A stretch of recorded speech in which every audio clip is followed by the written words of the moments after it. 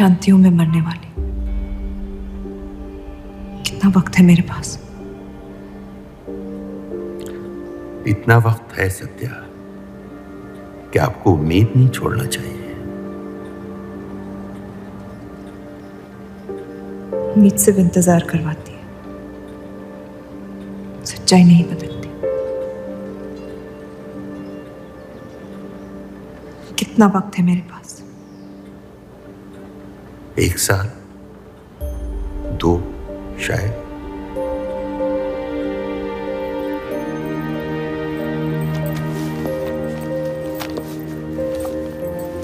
बेटा, इस हाल में तुम्हारे लिए सफर करना मुनासिब नहीं है। घर बैठी रहूंगी तो ठीक हो जाऊंगी। बेटा, कुछ बातें इंसान के हाथ में नहीं होती हैं। मरते हुए को अपने कर्म ठीक करने चाहिए, तबीयत नहीं। वो मेरे हाथ में है। अगर ये काम अपनी हयात में ना कर पाए तो मरने के बाद भी पछताऊंगी। मुझे ये अपने पति के लिए करना होगा। सर, आज मैं आ ही नहीं रही थी।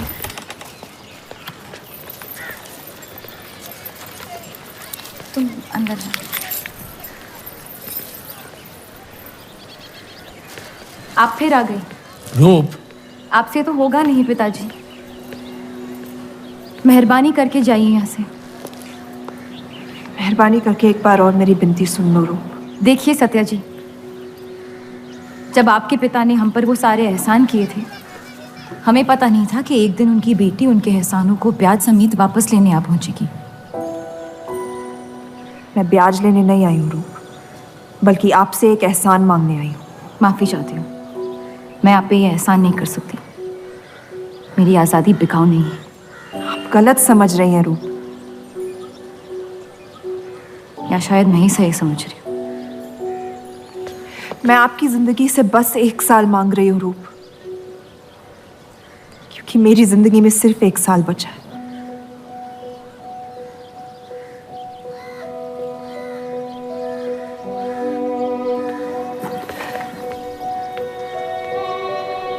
एक बार ठंडे दिमाग से सोच लो बेटा। वो बस यही चाहती है कि 1 साल के लिए तुम उन लोगों के साथ रहो। इसमें क्या नुकसान हो सकता है? एक बार चली गई तो कभी नहीं लौट पाऊंगी पिताजी। सत्या अच्छी औरत है। उन्होंने हमसे वादा किया है कि तुम्हारी बहनों का शादी होने तक ख्याल रखेंगे। इसीलिए पढ़ा लिखा के बड़ा किया था कि एक दिन सही दाम पे बेच पाऊं मुझे। रूप, कौन बाप अपनी बेटी को हुस्नाबाद जाके किसी अनजान घर में बगैर किसी रिश्ते के रहने पे मजबूर करता है? अगर हम जिंदगी भर लोगों के घर जा जाकर शास्त्रीय संगीत सिखाएं ना, तब भी तुम्हारी और तुम्हारी दोनों बहनों की शादी नहीं करवा पाएंगे।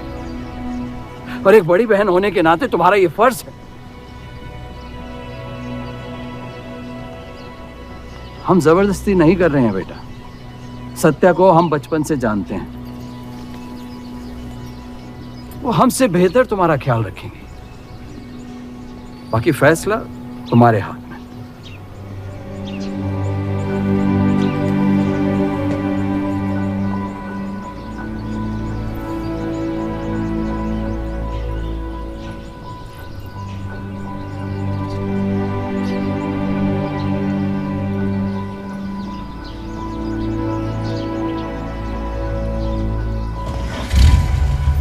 रुकिए।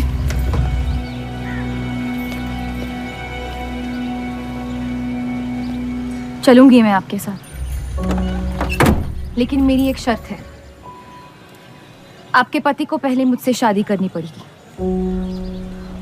मैं उस घर में सिर्फ आपके पति की पत्नी बनकर आऊंगी, उपपत्नी।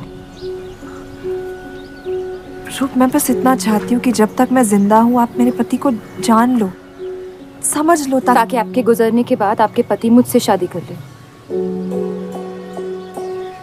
कैसी पत्नी है आप? और अगर एक पल के लिए मैं आपके इस पागलपन में शामिल भी हो जाऊं, तो इस बात की जमानत कौन देगा कि आपके गुजरने के बाद आपके पति मुझसे शादी कर लेंगे? किसी भी वजह से अगर उन्होंने मुझे घर से निकाल दिया तो फिर कहाँ जाऊंगी मैं? क्या होगा मेरा? ये सब जानने के बाद कौन अपनाएगा मुझे? सोचा है आपने? मैं वादा कर। वादा? जब आप ही नहीं रहेंगी तो आपका वादा निभाएगा कौन? तू शादी किए बगैर मैं उस घर में नहीं जाऊंगी।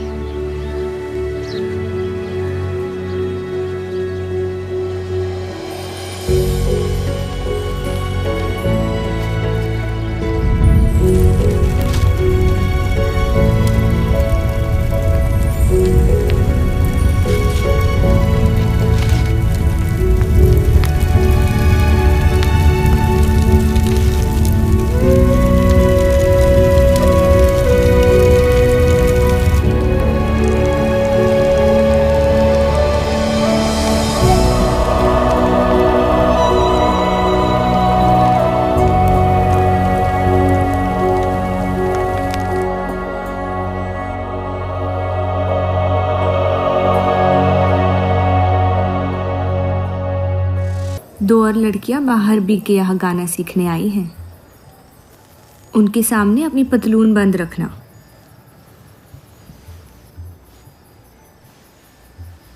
पता है, सारी हिंदू लड़कियां अमृतसर जाने की बात कर रही हैं। आप एक बार अब्दुल से बात कर ले, काफ़ी नाराज़ हैं। उस देव चौधरी ने लंदन से आते ही बंटवारे के खिलाफ आर्टिकल लिख दिया है। आज दूसरी शादी की उसने, दूसरी बीवी घर लाया है और लोग मुसलमानों को बदनाम करते हैं। देव चौधरी? हाँ मेरी जान, देव चौधरी। उसकी बीवी मर रही है और उसकी आखिरी ख्वाहिश थी कि देव दूसरी शादी कर ले।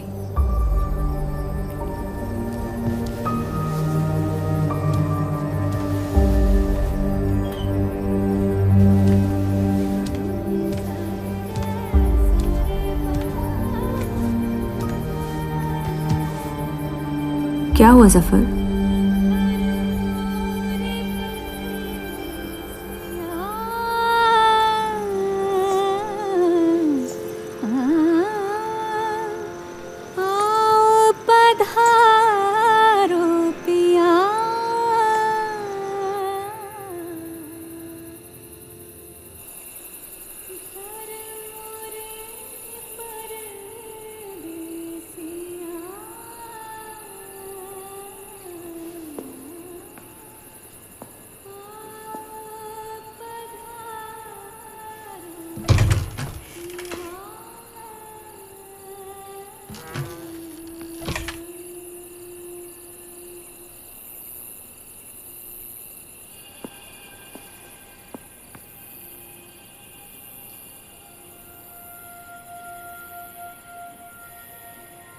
मैं अपनी पत्नी से बहुत प्यार करता हूं। मैं नहीं जानता कि सत्या ने आपको ये शादी के लिए राजी कैसे किया, लेकिन मैंने ये शादी सिर्फ उसकी खुशी की खातिर की है। मुझे गलत मत समझिए, आपको इस घर में पूरी आबरू के साथ रखा जाएगा। इस रिश्ते में इज्जत होगी, प्यार नहीं होगा। आप मुझसे जितनी कम उम्मीद रखेगी, तकलीफ उतनी कम होगी।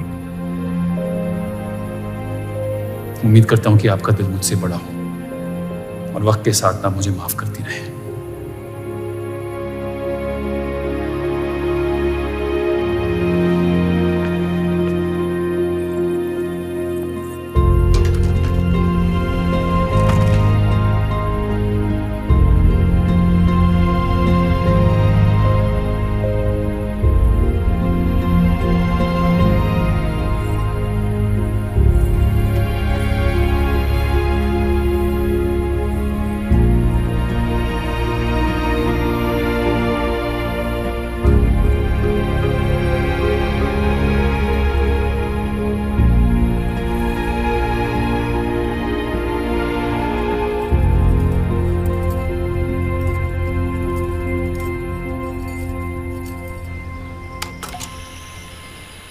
मेरे पति ने मुझे शादी की रात को ही रुखसती दे दी।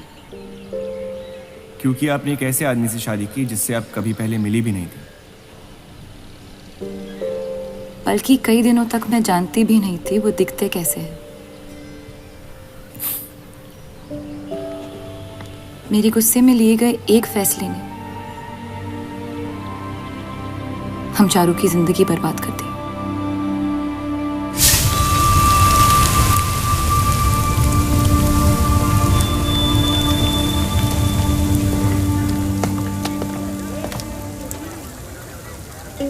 ऐसे जफर मियाँ, अगर आपको अपनी तलवारों से इतना ही इश्क है तो लोहारों की लड़ाई में शामिल क्यों नहीं हो जाते? उसी लड़ाई के लिए तो तलवारें बना रहा हूँ। बस इन्हीं तेज जुमलों से ना हीरा मंडी की औरतों के दिल काट रखे हैं आपने। कल मीटिंग में क्यों नहीं आए? एक और दिल कटने का इंतजार कर रहा था, उसे तोड़ना नहीं चाहता था।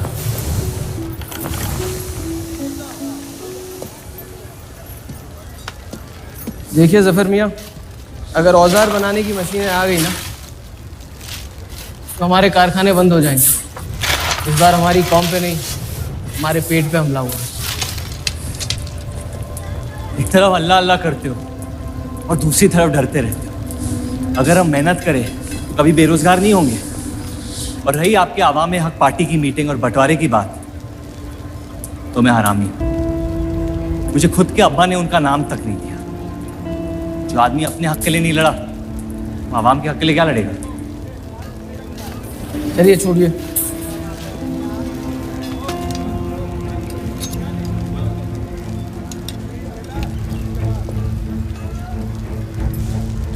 मैंने कितनी बार कहा अब्दुल मियाँ, अगर आप सच में अपना नजरिया दुनिया तक पहुंचाना चाहते तो बलराज चौधरी के न्यूज़पेपर से कोई बेहतर जरिया नहीं है। आपके कहने से हम गए थे दिल्ली टाइम्स के अखबार वालों से मिलने, लेकिन जब से उस बलराज चौधरी का बेटा विलायत से लौटा है, बंटवारे के खिलाफ एक मुल्क एक आवाम के आर्टिकल छापने में मशगूल है। इनकलाब खून बहा के लाया जाता है, बातें करके नहीं। सही कहा आपने जफर मियाँ, बिल्कुल सही फरमाया। चलिए आ जाइए हमारी तरफ।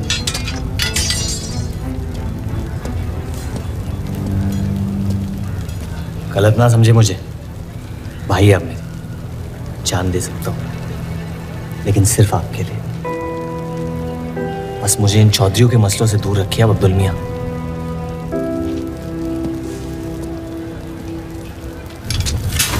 देव, आपको थोड़ा ख्याल रखना।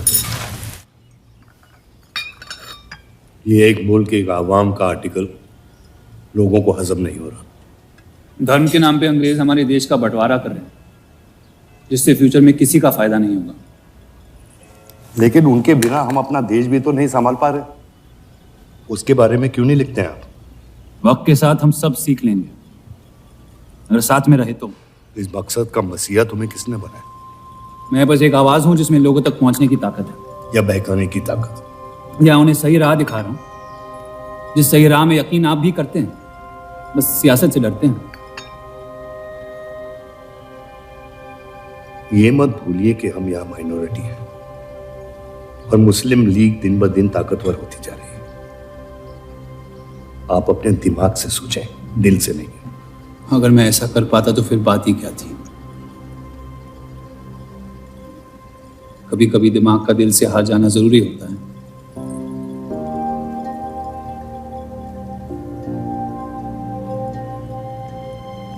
क्या हुआ सरोज? रूप कहाँ है? वो नीचे नहीं आना चाहती।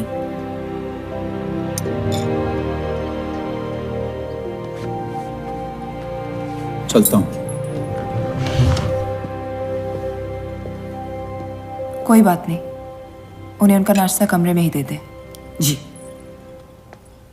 देव को हमेशा लगेगा कि मैंने उसके साथ ज्यादती की, लेकिन आपने जो किया है सही है। जिंदगी पर भरोसा रखिए, उसने जो उलझाया है वही खुद सुलझाएगी।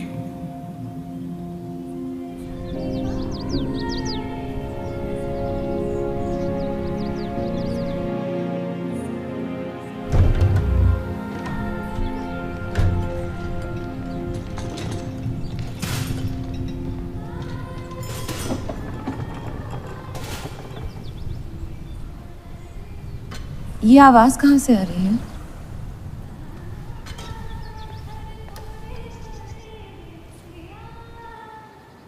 बहार बेगम की हवेली से। किसी जमाने में हुस्नाबाद की सबसे मशहूर मुजरे वाली हुआ करती थी, लेकिन फिर उन्होंने नाचना छोड़ दिया। अब गाना सिखाती हैं। कहाँ है बाहर बेगम की हवेली? हीरा मंडी में, इस शहर का सबसे बदनाम मोहल्ला। उस जगह का सिर्फ नाम लेने से ही लोगों के नाम खराब हो जाते हैं। अरे हम कह रहे हैं आपसे मुंशी साहब, हमारे जफर भाई से अच्छा लोहार पूरे हीरा मंडी में नहीं है। अभी पिछले साल ब्रिटिश आर्मी की तलवारें भी इन्होंने ही तो बनाई थी। ये वही हराम का पिल्ला है ना जफर? वो कहाँ से आए हैं उससे क्या फर्क पड़ता है? आप उनका काम देखिए ना। मुझे फर्क पड़ता है अब्दुल साहब। एक तो ये नाजायज और ऊपर से माफ कीजिएगा मुसलमान मुंशी जी, अगर मेरे पैसे लेकर भाग गया तो मैं तुम्हारा घर। लोगों के काम पे तवज्जो देना सीख, उनके बाप के नाम पे नहीं। लेकिन ये बड़ी बात तेरी कम अकल नहीं समझ पाएगी। छोड़ दे। छोड़ दे जफर, मैं कह रहा हूँ जफर, छोड़ दे। छोड़ दे जफर।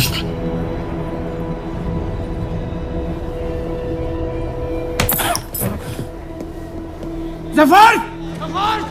वो लिहाज तो है नहीं इन लोगों में। अरे एहसान मान हम लोगों का, जो तुझ जैसे हरामियों को अपने मोहल्लों में रहने देते हैं। एक तो ये हमारी वजह से हीरा मंडी में पड़ रहे हैं, और ये क्या कर रहे हैं? कचरा बढ़ा रहे हैं, कचरा।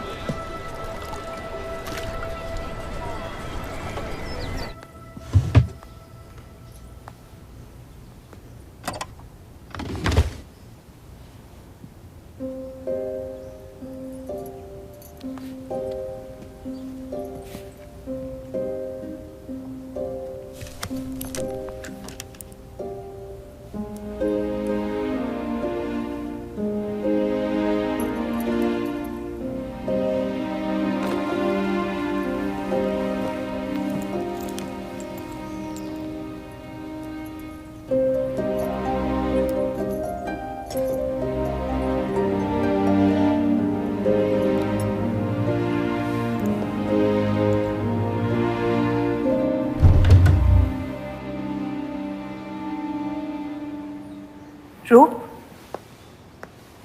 कब तक कैद रहेंगी आप अपने कमरे में?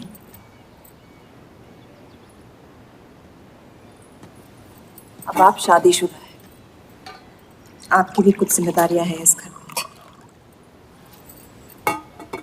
किसकी तरफ? आपके पति की तरफ, जो सिर्फ आपसे प्यार करते हैं। हम दोनों ने एक दूसरे को देखा तक नहीं है। मेरी एक ही जिम्मेदारी थी, अपनी बहनों की तरफ। वो मैंने ये शादी करके निभा लिया। देव के अखबार में काम करना शुरू कर दो, उनके साथ थोड़ा वक्त बिताओ, देखना सब कैसे बदलने लगेगा। मैंने घर पर बात करनी है। सबका कितना ख्याल रखती हैं आप। मैं आपकी दुश्मन नहीं हूँ रूप, बस अपने बाद आपकी जिंदगी को बेहतर बनाने की कोशिश कर रही हूँ। पता है, मेरे माँ बाप को लगता था कि लड़कियों को पढ़ाना लिखाना फजूल है, वरना अगर मैं पढ़ी लिखी होती तो इतने बड़े अखबार में काम करने का मौका कभी नहीं गंवाती। मैं फिर रियाज शुरू करना चाहती हूँ। बिल्कुल, करना भी चाहिए। अगर आप चाहो तो मैं अभी एक अच्छे गुरुजी का इंतजाम करवा सकती हूँ। नहीं, मैं हीरा मंडी जाके बाहर बेगम से सीखना चाहती हूँ।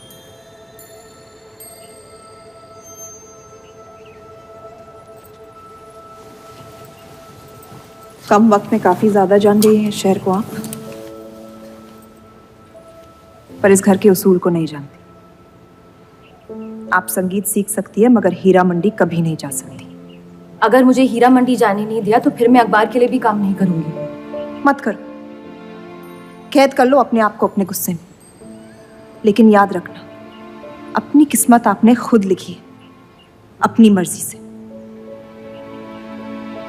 अब यही आपकी जिंदगी है रूप, और जितनी जल्दी आप इस बात को समझ जाएंगी, बाकी जिंदगी उतनी जल्दी आसान हो जाएगी। आपका मेरी जिंदगी पे कोई हक नहीं है। आपका है।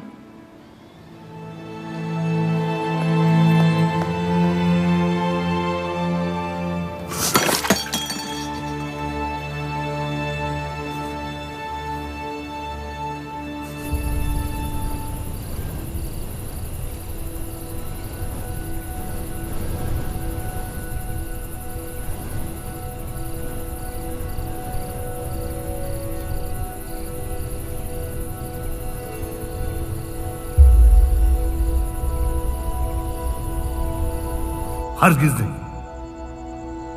बाबा, मैं रूप को जानती हूँ। एक बार उसने अपना मन बना लिया, फिर वो किसी की नहीं सुनती। वो इस घर की बहू है और उसे भी सबकी तरह इस घर के उसूलों की इज्जत करनी पड़ेगी।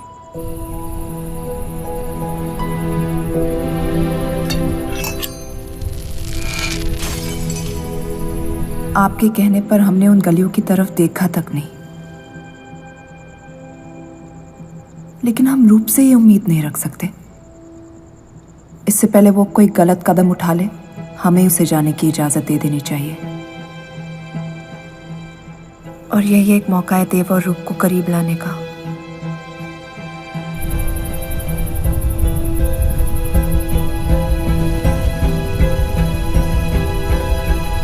रूप, ये क्या कर रही हैं आप? रूप। हाँ, भाभी जी आपको बुला रही हैं।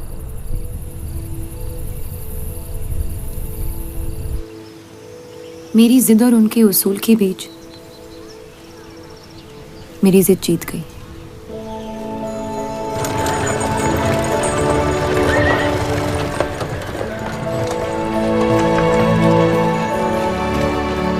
देव चौधरी की ये एक मुल्क एक समाज वाली बातें सुनने में तो बहुत अच्छी लगती, लेकिन गौर फरमाई, एक तरफ ये बंटवारे के खिलाफ है और दूसरी तरफ ये स्टील के कारखाने लाने की कोशिश कर रहे हैं। मतलब दोनों ही तरफ से हम भूखे मत। हमें और एडवर्टाइजमेंट की जरूरत है। अगर यही हाल रहा तो हफ्ते में सिर्फ 3 दिन पेपर छाप पाएंगे। सर, पिछले हफ्ते जिस विस्की कंपनी के इश्तेहार डाले थे वो इस हफ्ते भी इश्तेहार डालने को तैयार है। उसी शराब के इश्तेहार की वजह से पूरा हफ्ता मुस्लिम सेक्टर ने अखबार नहीं खरीदा। बहुत अच्छे पैसे दे रहे हैं विस्की वाले। अहमद की बात सही है, किसी और को ढूंढना पड़ेगा। कॉस्मेटिक्स और साड़ी।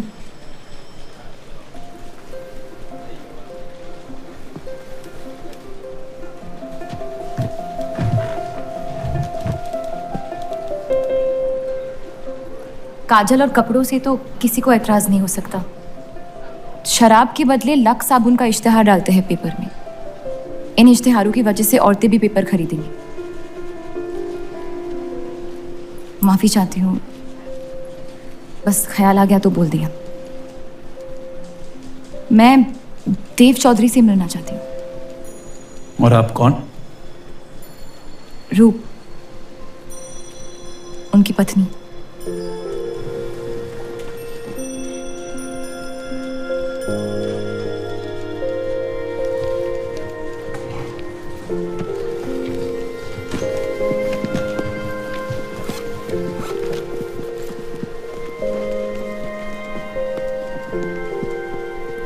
आनंद जी। हाँ जी। इन्हें इनका डेस्क दिखा दीजिए। जी।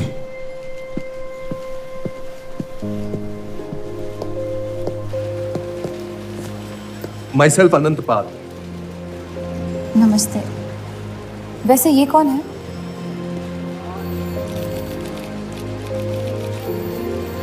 आइए।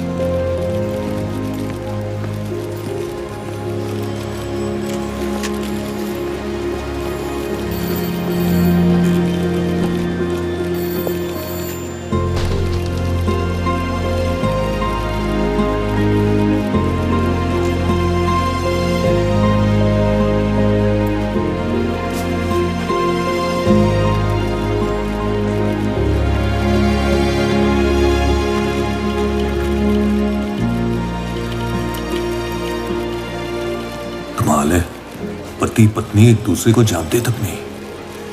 निकाह हुआ है इनका शायद। उस दिन अगर पर्दे के पीछे आप भी होते तो देव साहब को पता नहीं चलता।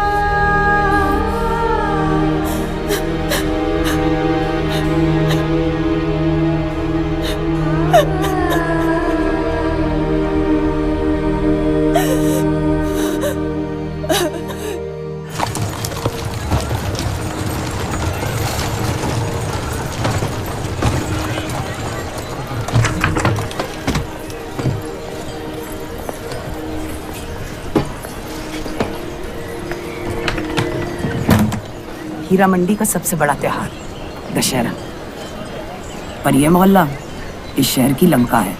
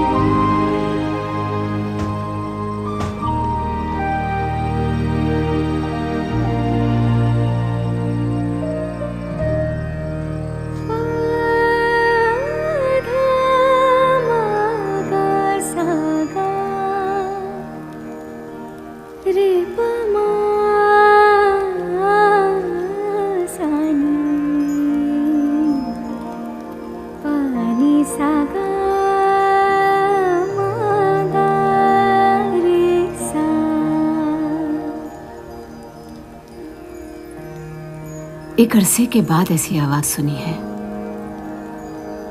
जिसमें दर्द भी है और सुकून भी।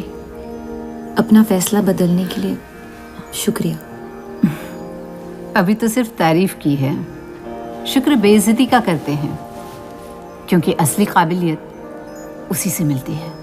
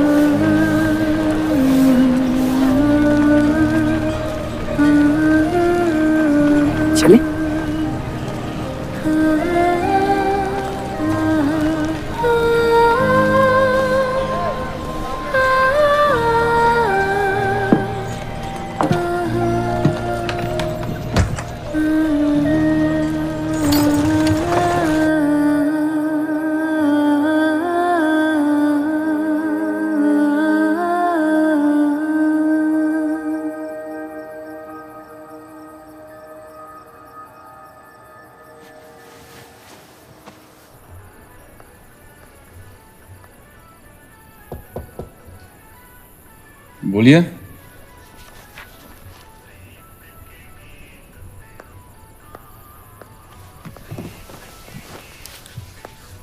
आपसे ऑफिस में बात करनी थी, लेकिन मौका नहीं मिला। किस बारे में? मैं आपकी कंपनी में सिर्फ हाजिरी नहीं देना चाहती, काम भी करना चाहती हूँ। मैं एक आर्टिकल लिखना चाहती हूँ। किस मुद्दे पे? हीरा मंडी पे। उस इलाके के लोगों को देख के लगता है कि हर घर में कई कहानियां छुपी हुई है। अगर आप कोई ऐसी कहानी ले आए जो पढ़ने लायक हो तो छाप देंगे।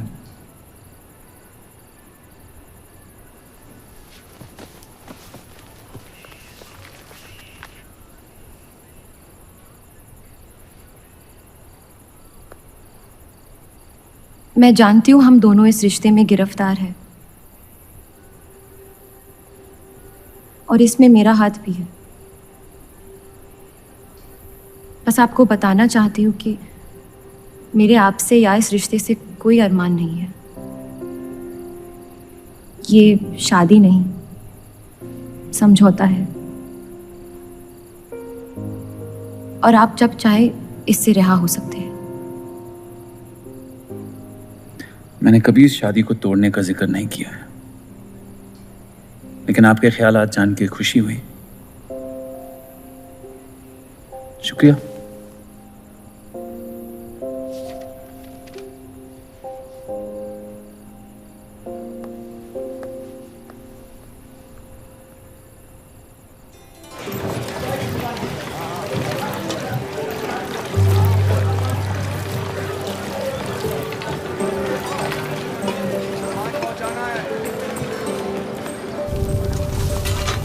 सुनिए, ये अब्दुल खां कहाँ मिलेंगे? जफर भाई, अब्दुल भैया कहाँ है?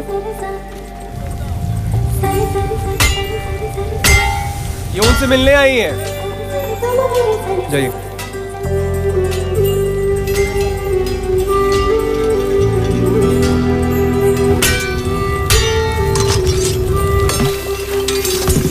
एक मुलाकात में लौटने में मजबूर कर दिया। आइए, आज मन भर देता हूं आपका, लेकिन आपसे मेरा मन नहीं भरेगा। वक्त जाया हो जाएगा मेरा। मैं शादीशुदा हूँ। तो मुझे कौन सा निगाह पड़ना था आपसे?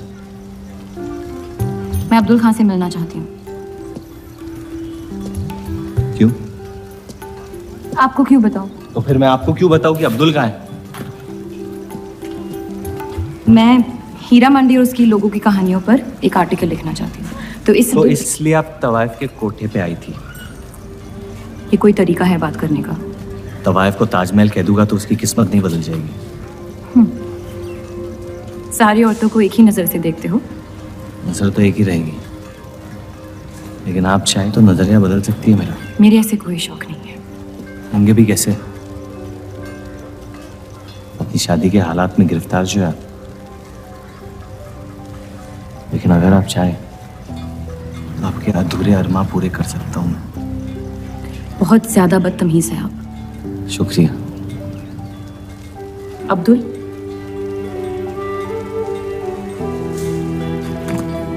शुक्रिया।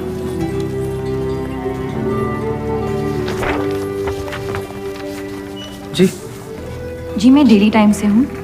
हीरा मंडी के लोग और माहौल के बारे में मैं एक आर्टिकल। Daily times. यहाँ का माहौल गर्म है, लोहार बेरोजगार है, और ये हक की लड़ाई अब बंटवारा करवा के रहेगी। लिखना चाहेगा आपका अखबार इस मुद्दे पे? नहीं ना। खुदा हाफिज।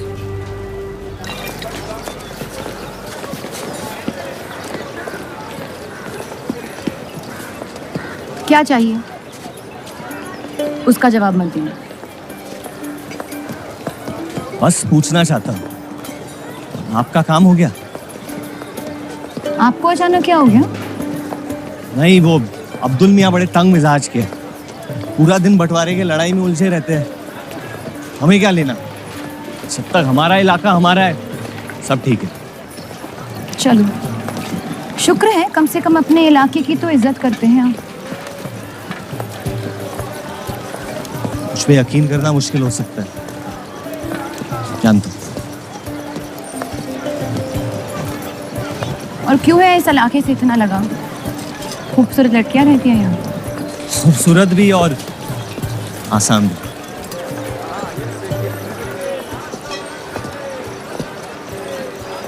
तकदीर ने मुझे आप फेंका।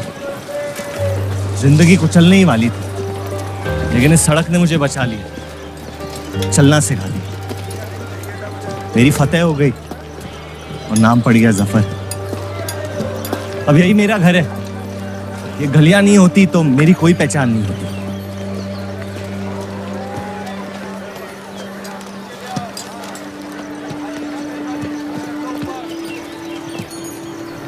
मुझसे बेहतर हीरा मंडी को कोई नहीं जानता। तो रुक। बहुत अच्छा है आपका, माशाल्लाह।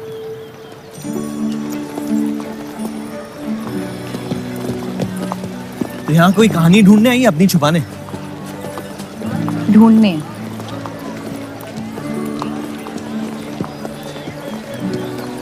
अपनी शादी में खुश हैं आप? आपने कहा था कि आप शादीशुदा हैं, खुशी का कोई जिक्र नहीं हुआ था। कोई तो हद होगी आपकी। हदें तो सरहदों की होती है, सोच की नहीं। और वैसे भी अगर सवाल उठा है मन में तो पूछ लेना चाहिए। कहानियां सोच सोच के वैसे ही आधी दुनिया पागल हो। तो सियासी मसलों से दूर इस इलाके में ऐसे कुछ कमाल की चीजें हैं, अगर आप देखना चाहे तो। देखना चाहती हूँ। हिम्मत है मेरी दुनिया में कदम रखने की? मेरे पास खोने को कुछ है ही नहीं।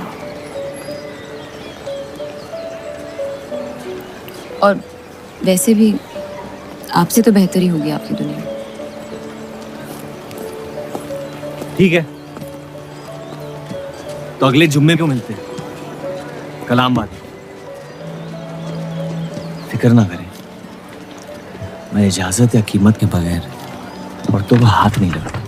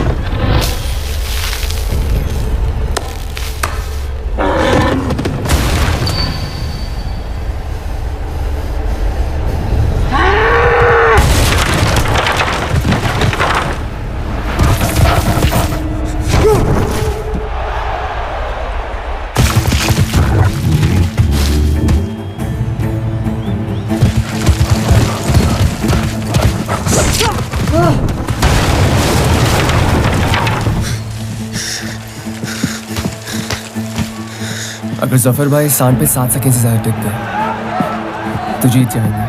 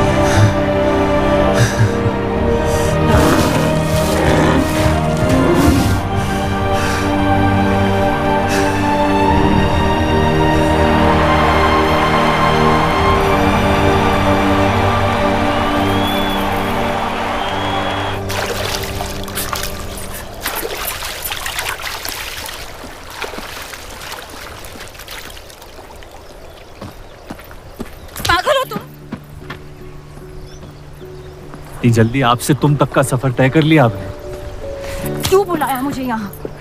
आप कहानी ढूंढ रही थी, मैंने आपको एक किस्सा दिखा दिया। डर गई?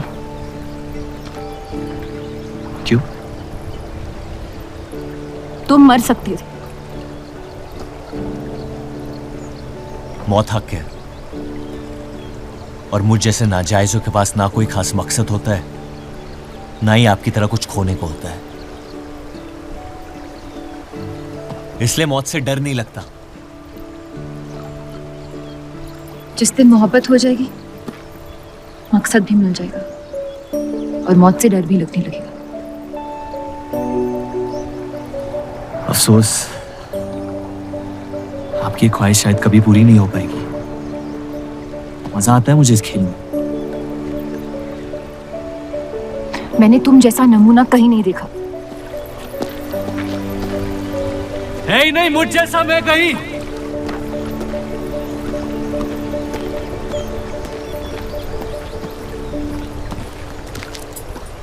ये वही जर्नलिस्ट लड़की है ना? इसे तो छोड़ दे। एक दिन छोड़ दूंगा। अच्छी लड़की है बेचारी। जरूरत से ज्यादा, इसलिए शायद बुरे ख्यालात भी नहीं आते इसके बारे में। सुना है शादीशुदा है। आप जानते हैं ना आप क्या करें?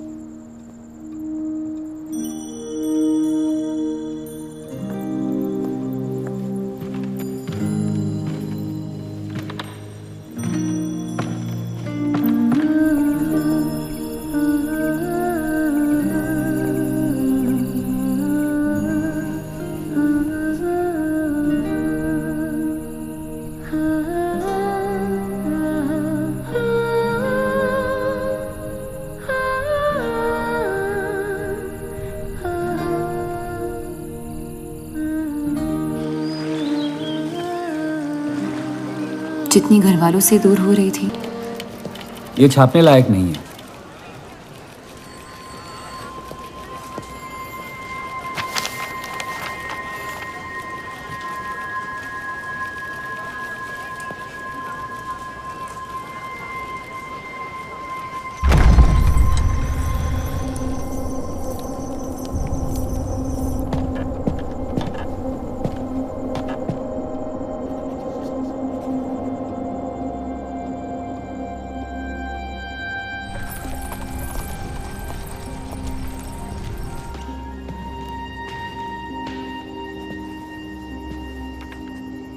हीरा मंडी के लोहार आ जाए थे मुझे मिलने। आपको उनकी बात सुन लेनी चाहिए, वरना वो हमारे मुस्लिम स्टाफ को स्ट्राइक पे जाने पर मजबूर कर सकते। बाबा, साफ साफ बताइए किस बारे में बात करना चाहते हैं आप? रूप।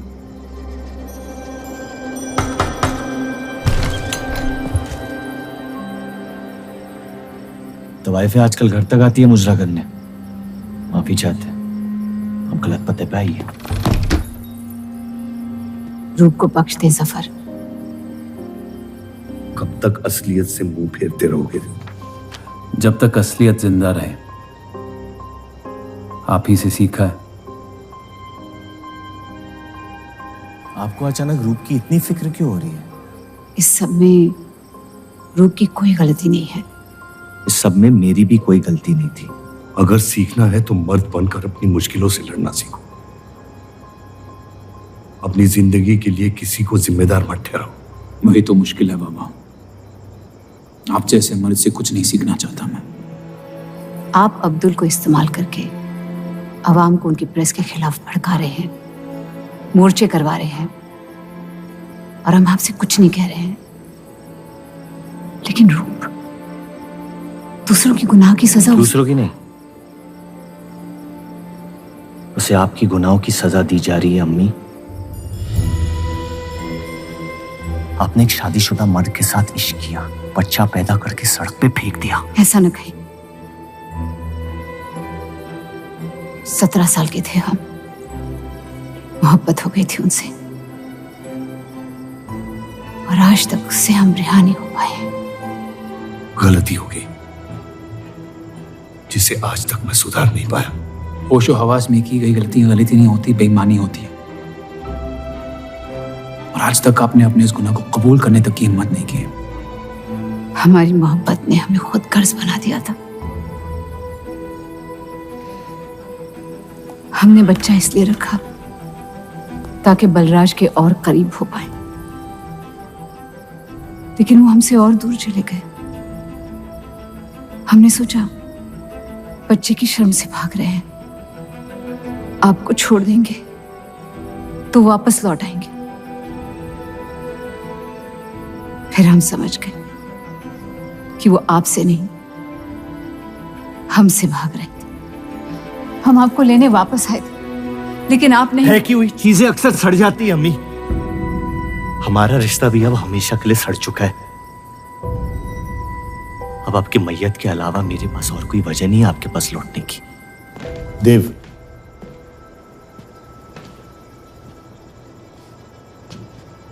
बस एक बात कहना चाहता हूं। मेरी भी शादी जबरदस्ती हुई, इसीलिए मैंने इस घर के बाहर प्यार ढूंढने की कोशिश की। कहीं रूप के साथ ऐसा ना हो जाए। कोशिश करो अपने इस रिश्ते को निभाने की। सब आपकी अक्ल के नहीं होते पापा। कम से कम मैं रूप की इज्जत करता हूं। आपने मां की कभी इज्जत नहीं की, और उसकी पूरी जिंदगी ये सोचने में निकल गई कि शायद उनमें कोई कमी थी। आपके बच्चे तक को कबूल करने को तैयार थी। पता नहीं इतनी हिम्मत कहां से लाती थी वो।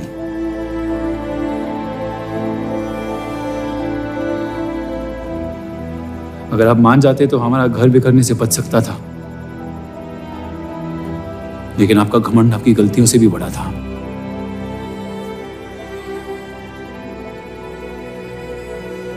उस लड़के की कोई गलती नहीं है, लेकिन अगर अब उसे मिल भी लूंगा तो आपसे और नफरत हो जाएगी। हमारा घर आपने बर्बाद किया है, लेकिन वजह वो है। तो मुझे अपनी रिश्ते कैसे निभानी चाहिए इस बात की सलाह आप ना ही दे तो बेहतर है।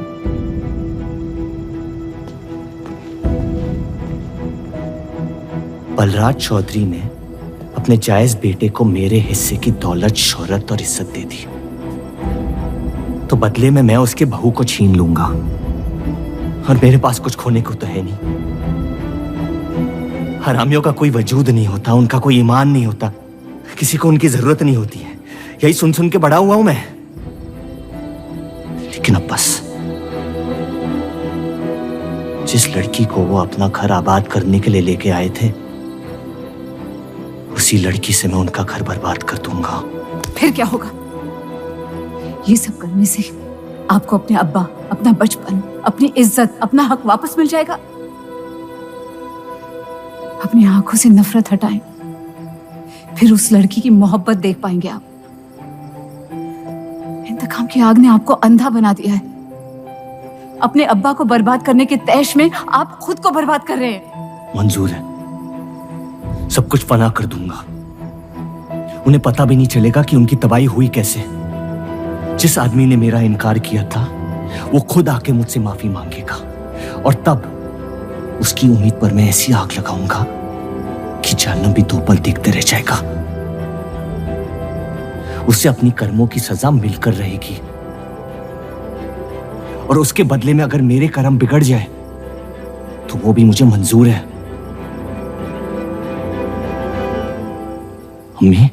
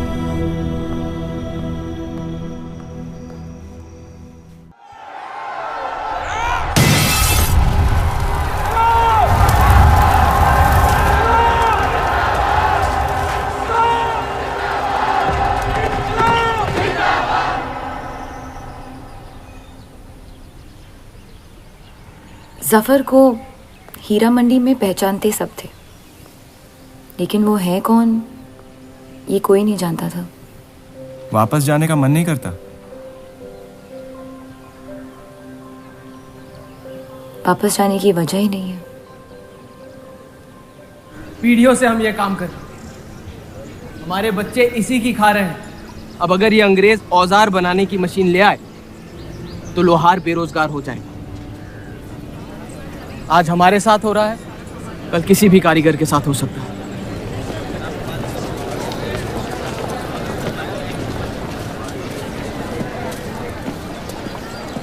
आपके कहने पे हमने चौधरी की फैक्ट्री से भी कारीगर बुलाए थे। को लगता है बात चौधरी तक पहुंचेगी और वो हमारा सपोर्ट करेंगे। उसके पेपर के आवाम हक पार्टी से दुश्मनी पुरानी है। बलराज चौधरी जैसे लोग कभी कभी अपने मजहब को अपना मकसद समझ लेते। सही कहा आपने। अगर वो अपने मजहब के लिए लड़ सकते हैं तो हम क्यों नहीं? ये लड़ाई इंसाफ की नहीं, हक की। और अब आपकी आवाम अपने खोए हुए हक को छीनने के लिए तैयार है।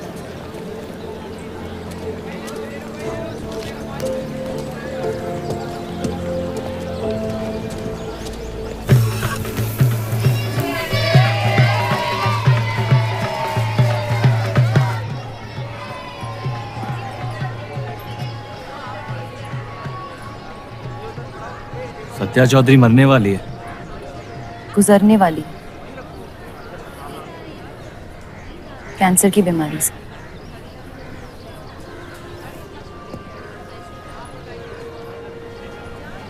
और उसके मरने के बाद क्या होगा? तुम उसकी तख्त पर बैठोगी, तुम्हारा शौहर तुम्हें पहली बीवी की इज्जत देने लगेगा, तुम्हारी शादी खुशहाल हो जाएगी।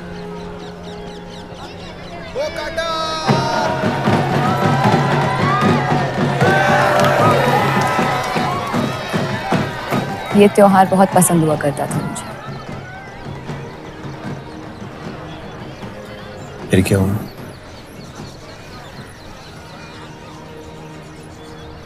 पतंग की उड़ान उम्मीद भर देती थी मुझे। अब सिर्फ कटी पतंगों पे ध्यान जाता है मेरा। यहाँ के लोग अपने पतंगों से बेहिसाब इश्क करते हैं, लेकिन इन्हें अपनी उड़ाने से ज्यादा दूसरों के गिराने में मजा आता है। तुम हर चीज में बुराई ढूंढते हो। हाँ, अगर तुमने मेरी जिंदगी जी होती ना, शायद तुम समझ पाते कि मेरी नजरों में इतना अंधेरा क्यों। हालात सबकी जिंदगी में आते हैं, लेकिन कड़वा मन अंत में जहर बन के हम ही को जंग लगा देगा। जब किसी और की बर्बादी अपनी जीत जैसी लगे तो हमसे ज्यादा बर्बाद और कोई नहीं है इस दुनिया में।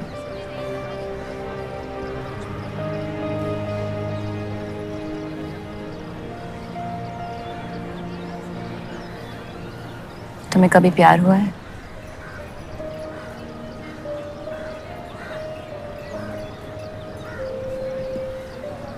मैं इश्क लड़ाता बहुत तो इन पतंगों की तरह, लेकिन इश्क से कटता नहीं।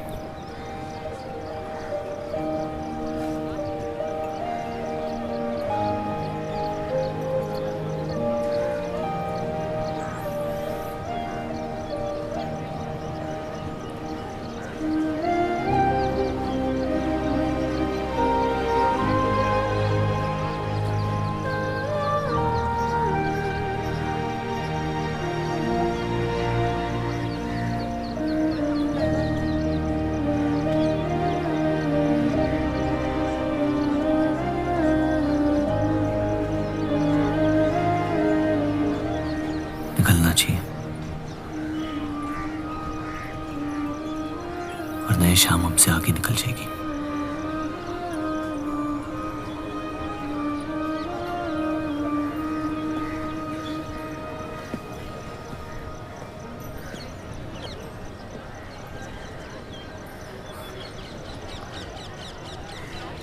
आप सही थे, मेरे अंदर कुछ बदल गया है। जफर की वजह से मुझे लगता है मुझे आप शादीशुदा हैं।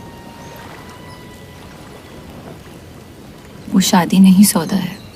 सोचना गलती है, लेकिन उस पर अमल करना गुनाह है। आपके अलावा और किसी को नहीं पता। मुझे लगा आप समझेंगी।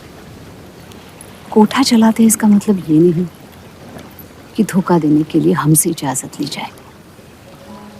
मैं आपकी बेइज्जती नहीं करना चाहती थी।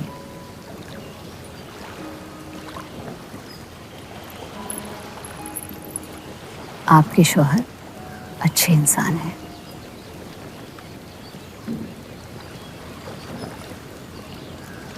सिर्फ अच्छाई काफी होती है पूरी जिंदगी बिताने के लिए।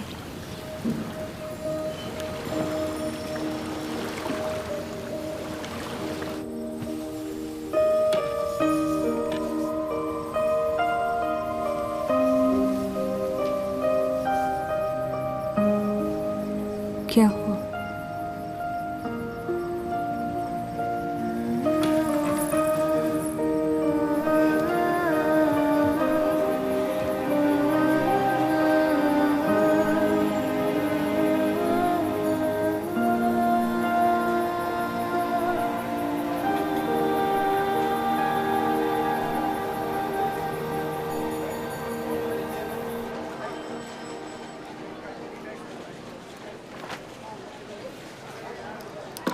मुझे कुछ वक्त चाहिए सोचने के लिए।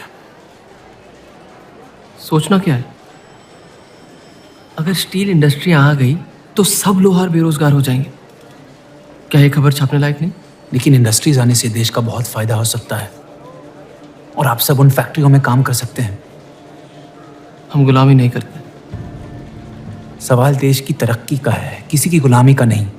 पहले अंग्रेजों की गुलामी की, अब हिंदुओं की। यही करता रह जाएगा मुसलमान यहाँ। बात को पलटने की कोशिश मत करिए। अगर हम हर जाति बहस में धर्म को घसीट लेंगे तो ये देश हमेशा चलता रहेगा। मुस्लिम लीग इलेक्शन जीत चुका है। अब आप मुल्क की नहीं, बस अपनी फिक्र कीजिए। सबकी फिक्र करने की आदत है मुझे, और यही फर्क है आप में और मुझ में। मैं लोगों के हालात का इस्तेमाल करके उन्हें बहकाता नहीं। सही कहा आपने। बात मजहब की ही है। एक बार हमने अपना मुल्क बना लिया ना, तो फिर हमारी चीखें तो जाया जाएंगी नहीं। लेकिन तब आपकी चीखें कौन सुनेगा देव साहब?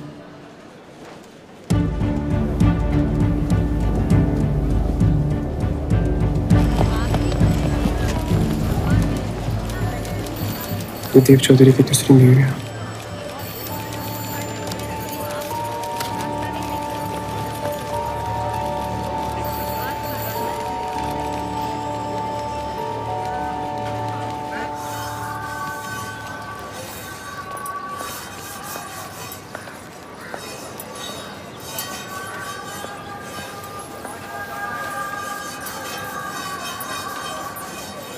मुंशी जी तुम्हें कॉन्ट्रैक्ट देना चाहते हैं।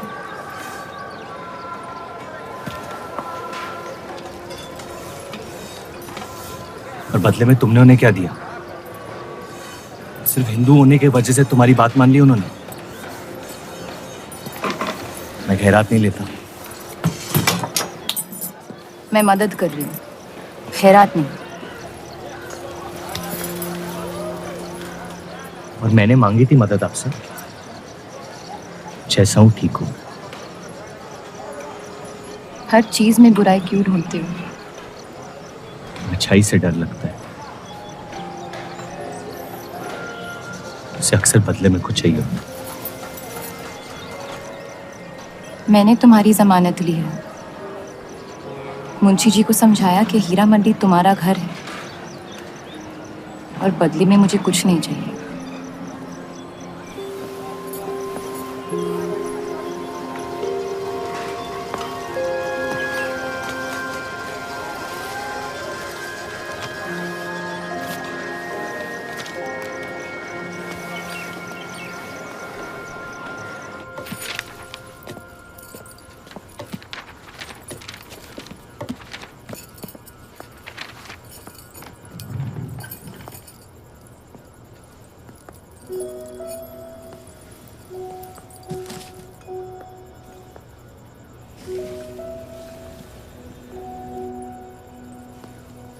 पढ़ना पसंद है?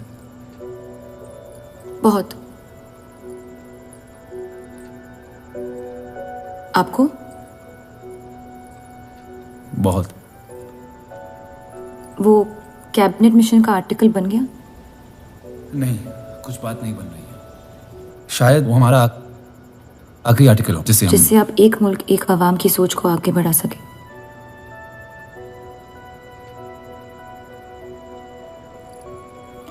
आज़ादी की कीमत बंटवारा है। जितनी जल्द हम इस बात को मान ले उतना फायदा होगा।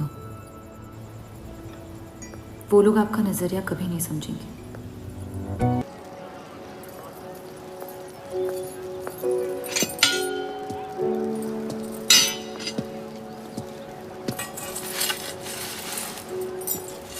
मुझे देख के रास्ता क्यों बदल देते हो?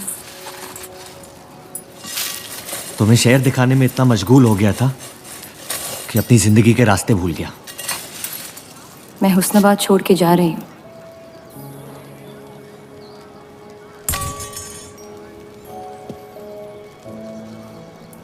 अजीब है ये जिंदगी भी। पहले मुझे यहाँ आना नहीं था और अब यहाँ से जाना नहीं है। मुझे यकीन है कि तुम्हारे शौहर जहाँ तुम्हें लेके जाएंगे तुम वहाँ खुशी ढूंढ लोगी। मैं उनसे प्यार नहीं करती, ना ही वो मुझसे करते हैं।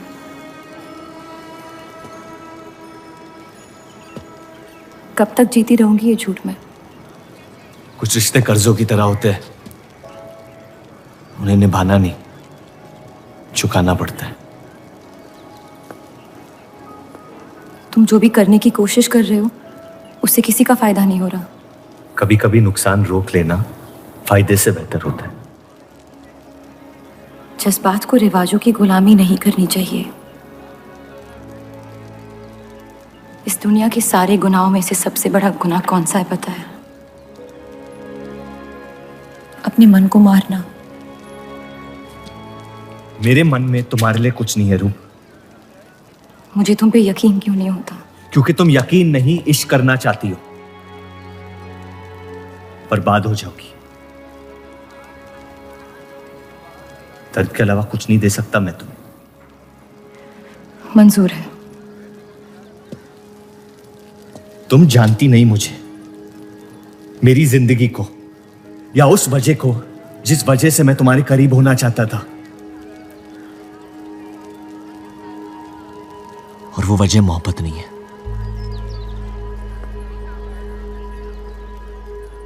प्यार ना करने की 1000 वजह मिल सकती है डर के बाजार में, लेकिन प्यार करने की सिर्फ एक ढूंढनी होती है अपने दिल में। मुझे अपनी वजह मिल गई है, बाकी तुम्हारी मर्जी।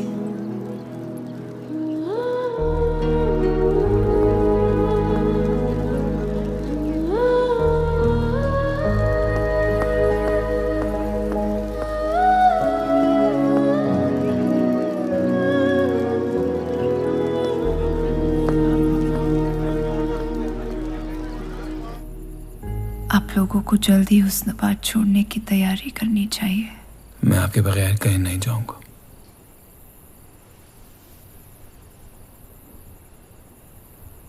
मैं तो जा रही हूँ आपके बगैर। डॉक्टर ने कहा अब भी आप ठीक हो सकती हैं। अपने आशिक की आंखों में देखते हुए मरना बहुत कम लोगों को नसीब होता है।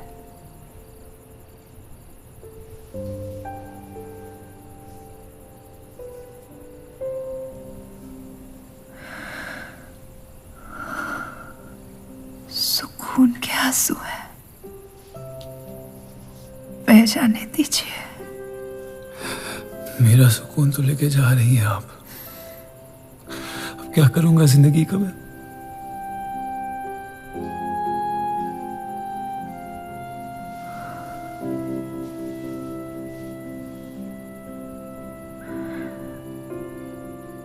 पिछले कुछ दिनों से रूप से एक अजीब सी जलन हो रही है। अच्छी जलन। उसे मेरे हिस्से की खुशियां मिलने वाली है।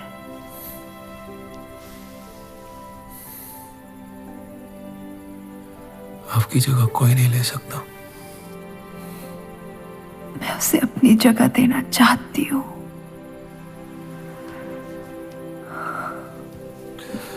वादा करो, हमारे सारे ख्वाब आप उसके साथ पूरे करोगे, बेटियों को पढ़ाओगे, बेटों के दोस्त बनोगे, पापा को माफ कर दोगे।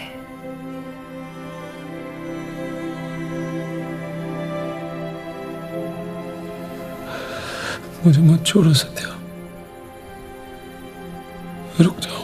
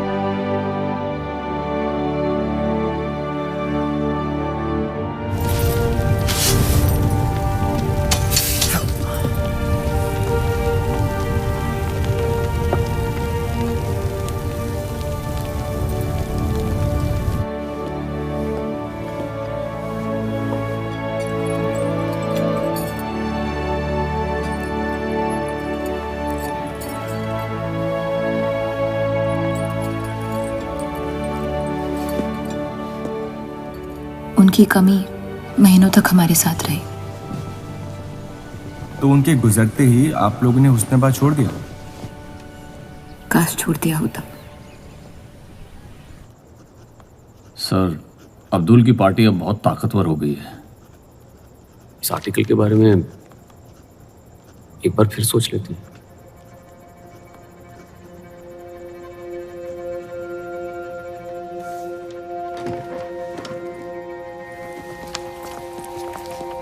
ईद मुबारक। आपको भी। क्या वो जानते हैं वो क्या करने जा रहे हैं? वैसे ही अवाम में हक के लोग हमारे खून के प्यासे हैं।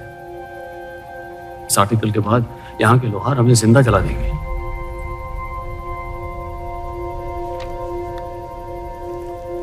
खुदा हाफिज।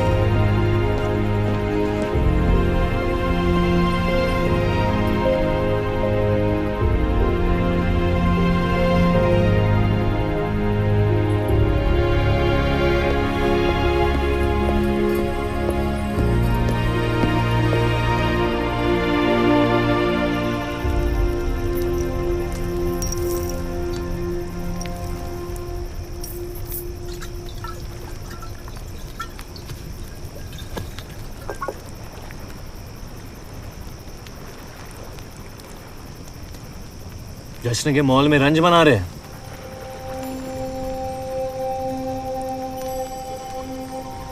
किसने कहा मैं रंज बना रहा हूं? जश्न में लोग मिलकर शराब पीते हैं। तनाश शराब रंज में पी जाती है।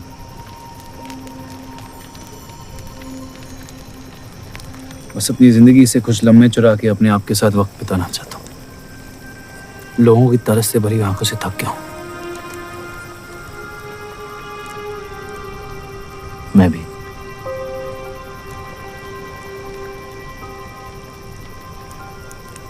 तो आपके रंज का राज क्या है? आपके हाथ में ना शराब है, ना आप जश्न में शामिल होना चाहते हैं।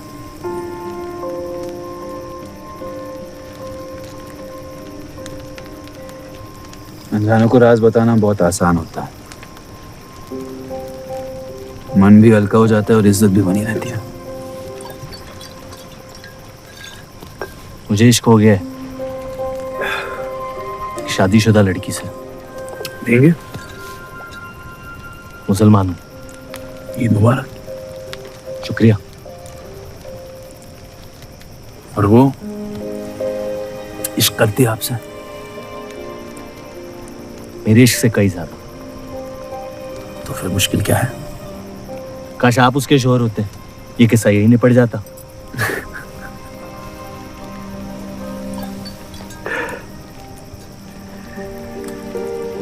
एक बार बात तो करके देखें। दुनिया भी बड़ी अजीब है।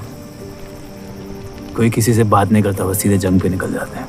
कभी कभी जंग कर लेना दिल की बात बताने से आसान होता है। कौन सा पति है कि ऐसी औरत के साथ रहना चाहेगा जो किसी और से प्यार करती है?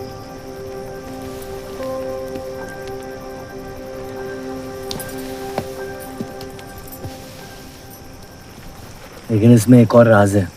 वाह वाह, मैं कहानी सुनने आया था, आपने कटहरा खड़ा कर दिया। मसला ये है कि मैंने उसे सिर्फ आधे सच बताया। तो पूरे बता दो। इतना आसान नहीं है। अक्सर इतना ही आसान होता है।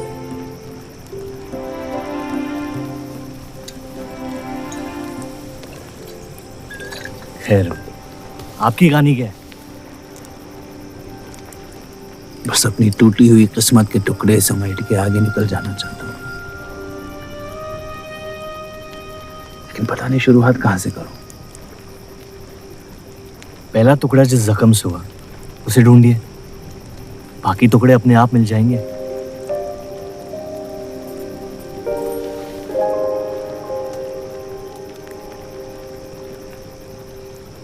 तो कितनी औरतों के साथ सोया? ये कैसा बेहुदा सवाल है? मतलब एक 18 साल की उम्र में शादी हो गई। आप कितनी लड़कियों के साथ सोए हैं? उतनी गिनती नहीं आती है मुझे।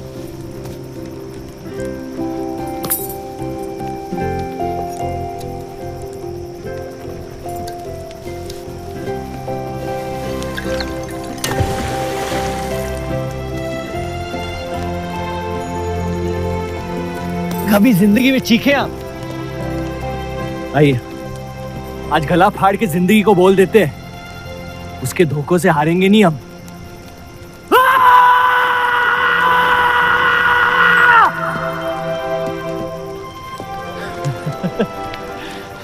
आइए, कसम से कह रहा हूं रिहा हो जाएंगे आप।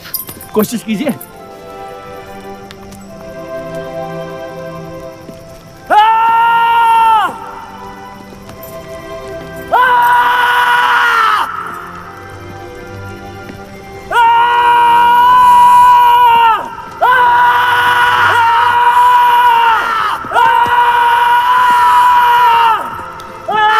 बस बस बस।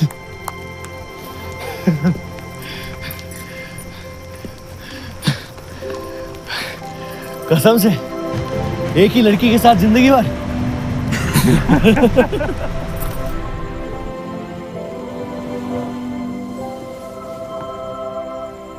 पिछला साल आपके लिए बहुत मुश्किल रहा है। अगर मेरे बर्ताव से आपको कोई तकलीफ पहुंची हो तो माफी चाहता हूं।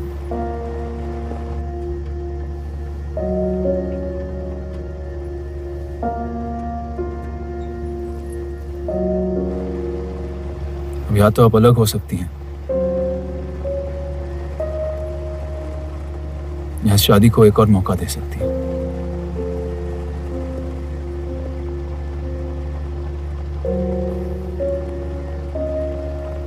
आप जो फैसला लेंगी मुझे मंजूर है।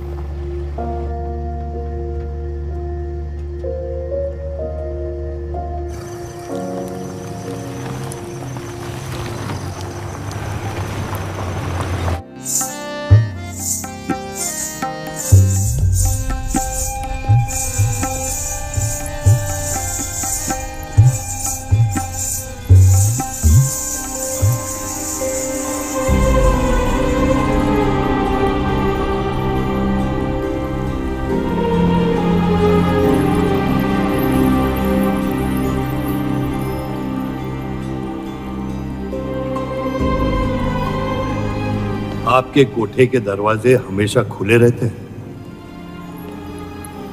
हमें कुछ भी छुपाने की जरूरत नहीं है। हम ये शहर छोड़ के जा रहे हैं।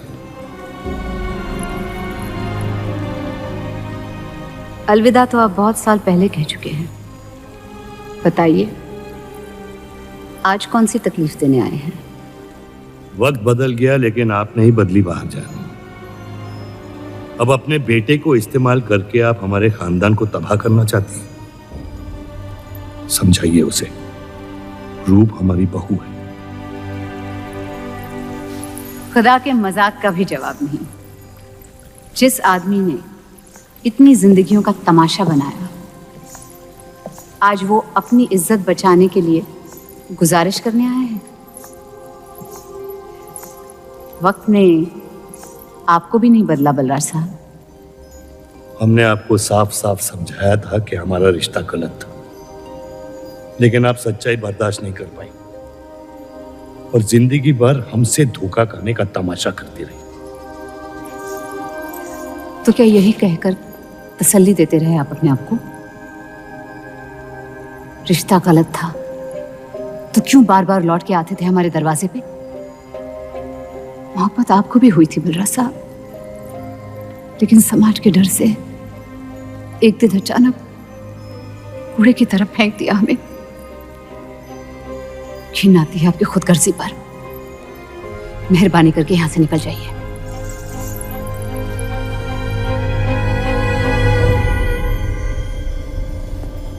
वाह, क्या रहमत बरसाई है खुदा ने मुझ पे आज। बरसों बाद अम्मी को मिलने आया था, साथ में अब्बा भी मिल गए। एक तरफ बहार बेगम जिसने मुझे फेंक दिया, और दूसरी तरफ बलराज चौधरी जो कल तक मुझे कबूल नहीं कर रहा था और आज मुझसे भीख मांगने आया है। क्या चाहते हो तुम? कि हम तुमसे अपने खानदान की इज्जत की भीख मांगे? छोड़ दो उन्हें। लेकिन वो काम तो आपका है, अपनों को छोड़ देना। आपको क्या पता है खानदान क्या होता है? वैसे भी माशाअल्लाह, सिर्फ अल्लाह जानते कि मेरे कितने भाई बहन घूम रहे हैं। मेरा सिर्फ एक खानदान है जिसे मुझे तुम दोनों से बचाना है। तो फिर कह दो अपनी बहू से कि मुझसे इश्क करना छोड़ दे।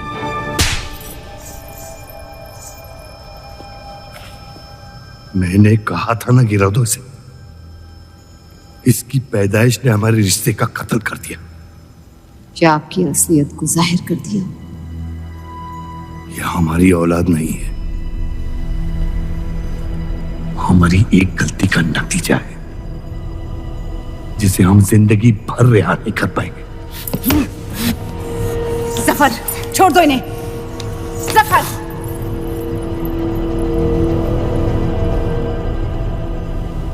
हमारे साथ जो भी करना है कर लो, लेकिन हमारे गुनाहों की सजा हमारे बेटे को मत दो। उसने कुछ नहीं बिगाड़ा तुम्हारा।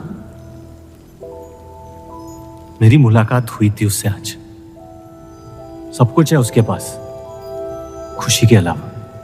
उसे दुनिया से बचाने की कश्मकश में आप उसे प्यार देना भूल गए। मेरी जिंदगी का एक ही मकसद था, आपको इस हाल में देखना। लेकिन रूप सही कहती है, जब किसी और की बर्बादी अपनी जीत सी लगे तो आपसे ज्यादा बर्बाद और कोई नहीं है इस दुनिया में। मैं जानता हूं कि आप मुझे कभी कबूल नहीं करेंगे, लेकिन ये इनकार भी नहीं कर सकते क्योंकि मैं हूं तो आप ही का हिस्सा।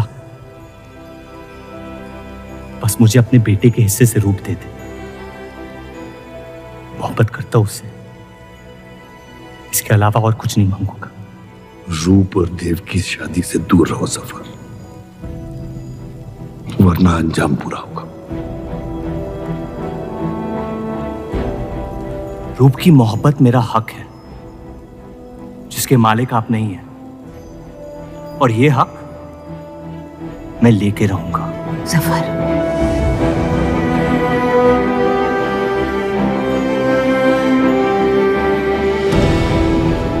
हम जानते हैं कि आप हमारी किसी भी बात पर राजी नहीं, लेकिन इस बार आप जानती हैं कि हम सही हैं।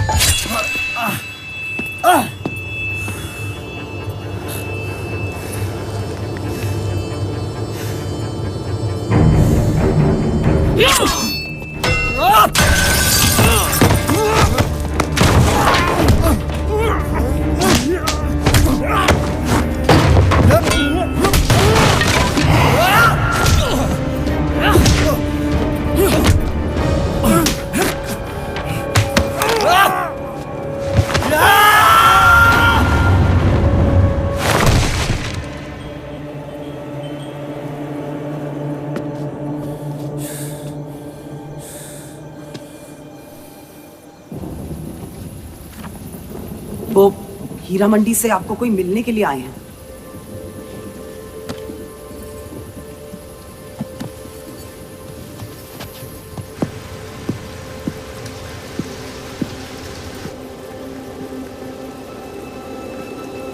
क्या हुआ मियाँ?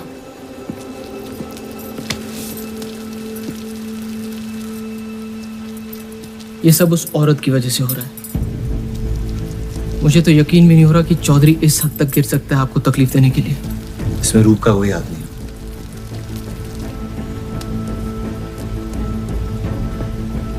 इश्क का अंधापन अक्ल के दरवाजे बंद कर देता है। आपको दिखाई नहीं दे रहा चौधरी आपके साथ क्या खेल खेल रहा है, लेकिन मैं अंधा नहीं हूं। आप चाहें तो उसे माफ कर दीजिए, लेकिन अब आपका बदला उस औरत से मैं लूंगा।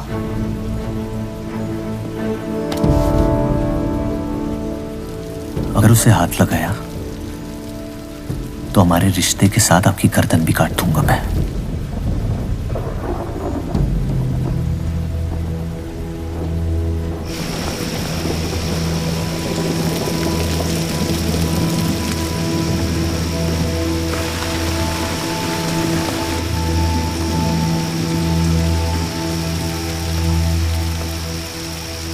मोहब्बत अक्सर गलती करवाती है, कहा था हमने। आप गलत समझ रही हैं। कसम खाई थी हमने कि इस चौखट पर कभी नहीं आएंगे, लेकिन आज आपने उस कसम को तोड़ने पर मजबूर कर दिया। आप नहीं जानती मेरा हाल क्या है। और अफसोस अब वो बिगड़ने लगा है। जफर हमारा और बर्राज का बेटा है।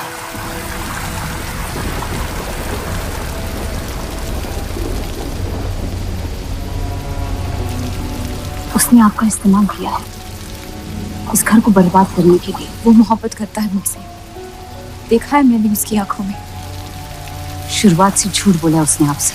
उसने अपने हालात में कुछ गलतियां की होगी, लेकिन हमारी मोहब्बत सच्ची है। पढ़ी लिखी हैं आप, अक्लमंद हैं। हीरा मंडी का लड़का है वो। उसकी जिंदगी में बिस्तर के बाहर किसी भी औरत की कोई कीमत नहीं है। और आपसे तो हम बिस्तर भी नहीं होना चाहता। बस वो यही चाहता है कि किसी भी तरह भरे बाजार में बलराज चौधरी को जलील कर पाए। और आपके अंधे इश्क ने उसके सपने को पूरा करने का मौका दिया। यही सच्चाई है, मान ली। अगर आप अपने शौहर को छोड़ के उसके पास भी चली जाती तो वो आपको कबूल नहीं करता। मोहब्बत उससे करते हैं जो आपकी इज्जत कर सके। आपसे, आपकी मोहब्बत से ज्यादा मोहब्बत कर सके। रूप, आप उसका इश्क नहीं, इंतकाम है। और वो सिर्फ अपने इंतकाम से मोहब्बत करता है।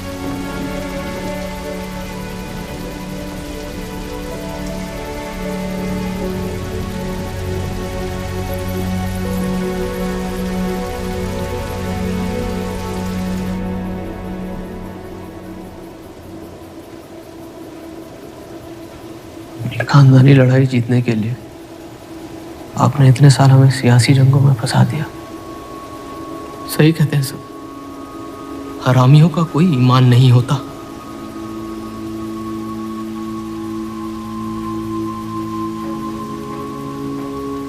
अपने इंतकाम को पूरा करने के लिए जिस आग को आपने फूंक दी थी ना,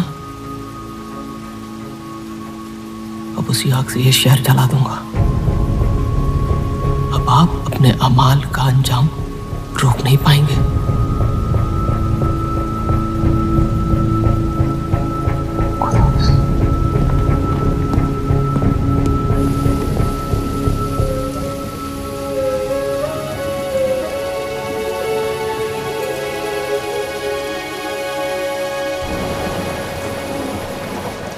जरूरी था। जफर हमसे नफरत शुरू से करते हैं, थोड़ी और कर लेंगे, लेकिन इस तरह की जान तो बच जाएगी। क्या फायदा जान बचाने का जब आपने जीने का मकसद ही छीन लिया। नाजायज मोहब्बत का अंजाम अक्सर तबाही होता है।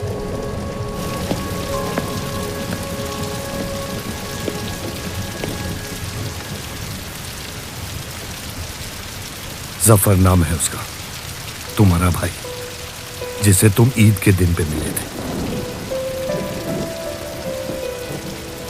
मुझ में हिम्मत नहीं थी अपनी गलतियों को कबूल करने की।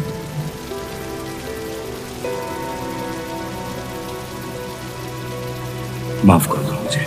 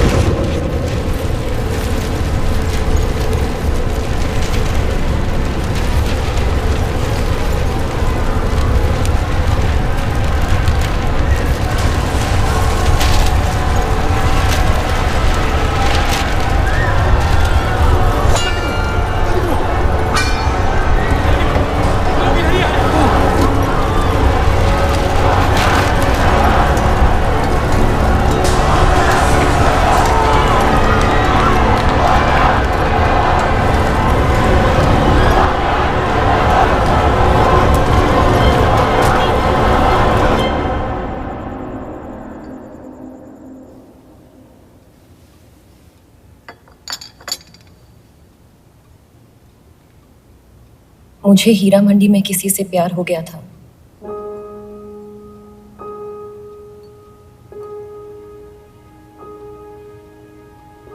आपने शुरुआत से मुझसे सच कहा है। अब जब हम इस शादी को ठीक तरह से कायम कर रहे हैं, मैं आपको अपना सच बता देना चाहती हूँ। इस रिश्ते में इज्जत होगी, प्यार नहीं होगा। उम्मीद करती हूँ आपका दिल मुझसे बड़ा हो और वक्त के साथ आप मुझे माफ करते रहे।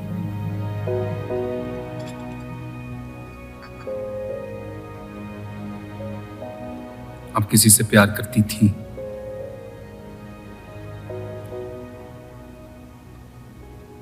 फिर क्या बदल गया? मैं उनकी इज्जत नहीं करती। और प्यार खत्म हो गया?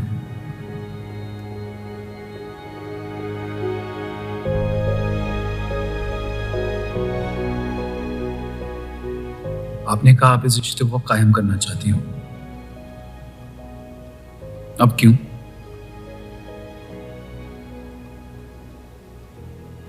सिर्फ 700 लेना काफी नहीं होता और कई पहलू निभाने होते हैं शादी कायम करने में। मैंने सत्या से हमेशा कहा था, जबरदस्ती बनाए रिश्तों का अंजाम कभी अच्छा नहीं होता। उसकी खुशी की खातिर अपनी कुर्बान कर दी मैंने, और कहीं आपकी खुशियों का भी कत्ल हो गया, इसके लिए मैं बहुत शर्मिंदा था।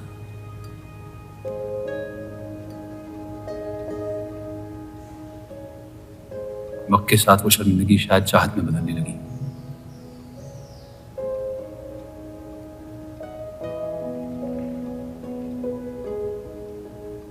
आपकी पूरी जिंदगी आपके सामने बाकी है।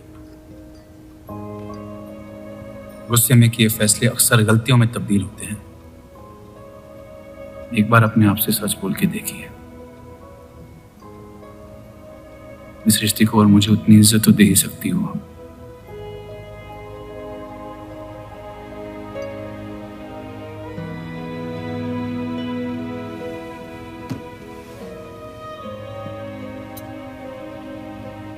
पति पत्नी का रिश्ता रिवाजों से नहीं,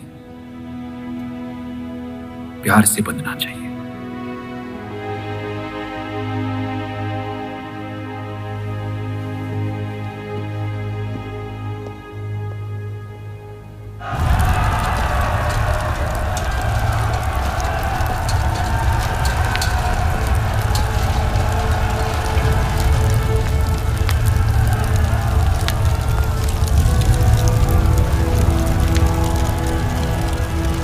देव चौधरी ने हमारे खिलाफ फैसला ले लिया है।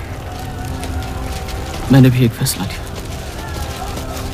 इन चौधरियों को खत्म करने का। सोच लीजिए, अब जो हमारे साथ नहीं वो हमारा दुश्मन है।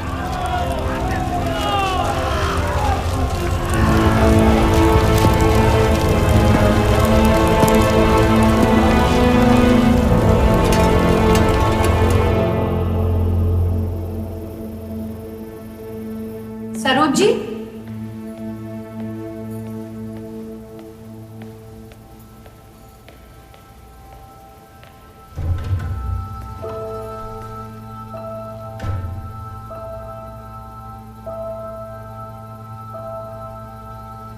सरोज जी,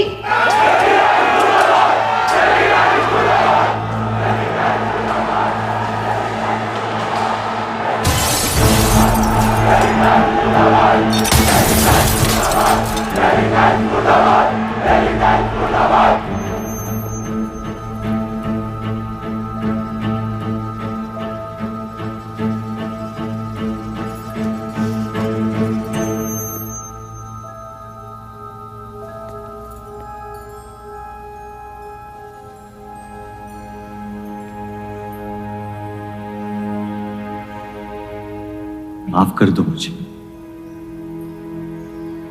बस यही कहने आए हो?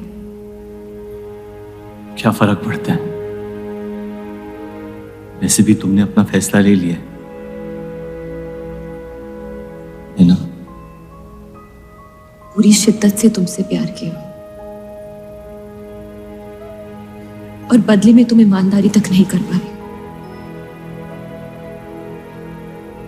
इतना मुश्किल था मुझसे सच बोलना।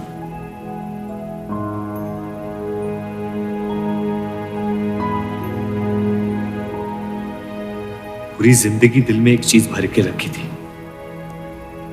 नफरत। सबको धोखा दिया ताकि अपने अब्बा से इंतकाम ले सकूं।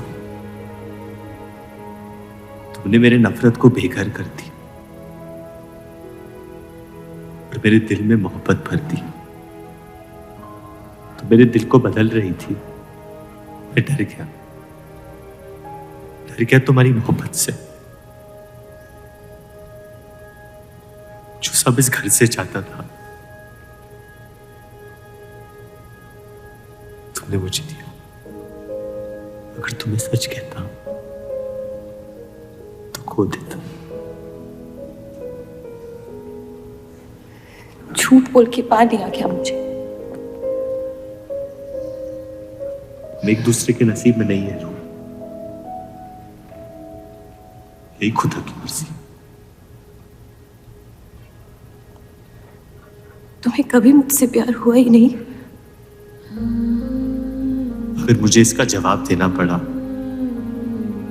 तो तुम्हारी मोहब्बत में सवाल उठ जाएंगे।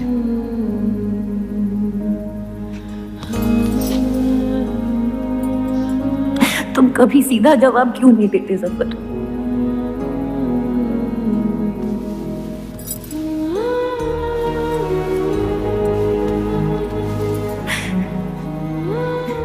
एक बार कह दो,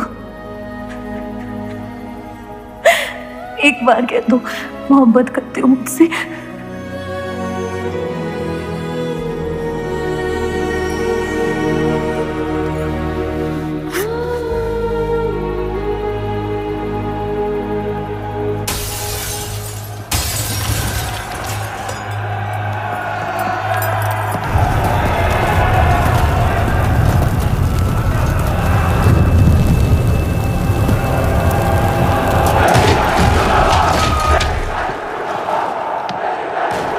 पीछे के दरवाजे से। चलिए आनंद जी।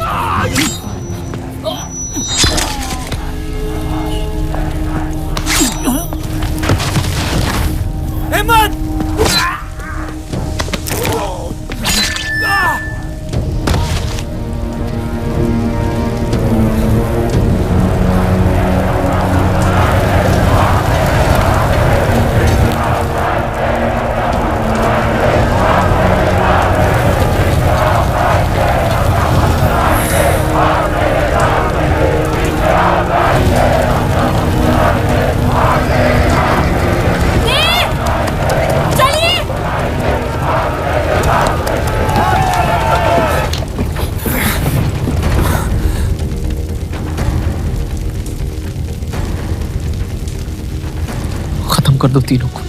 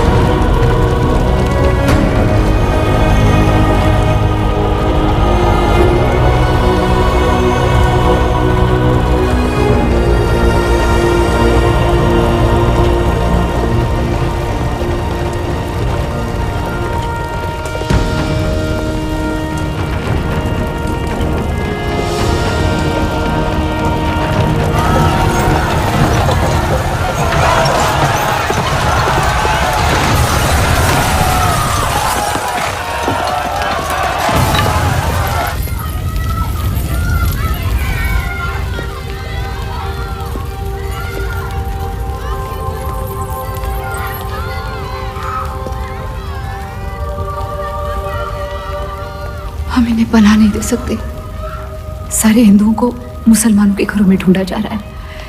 ये यहाँ सलामत नहीं है। आप इन्हें स्टेशन ले जाइए। चलो हमारे साथ। हम अपनी हिंदू लड़कियों को छोड़कर नहीं जा सकते। आप चलिए मेरे साथ अम्मी। जहाँ हमारी पैदाइश हुई थी शायद वहीं हमारी मौत आएगी।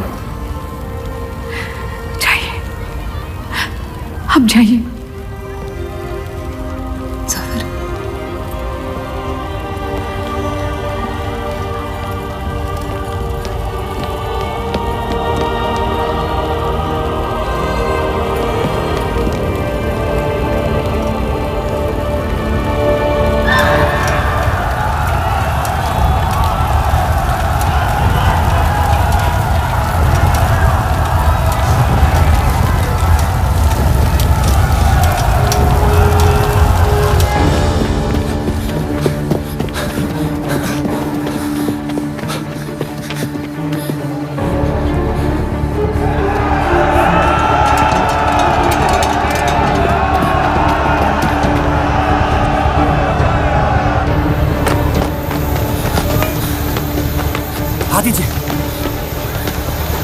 चलिए इस तरफ।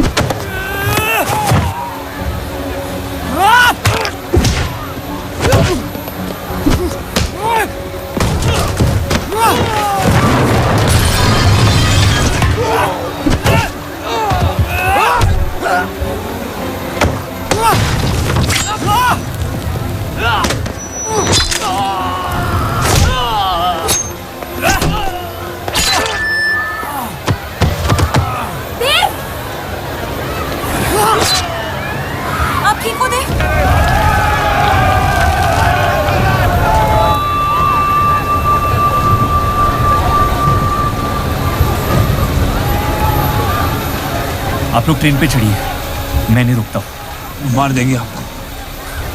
ये मेरे लोग हैं, मुझे कुछ नहीं करेंगे।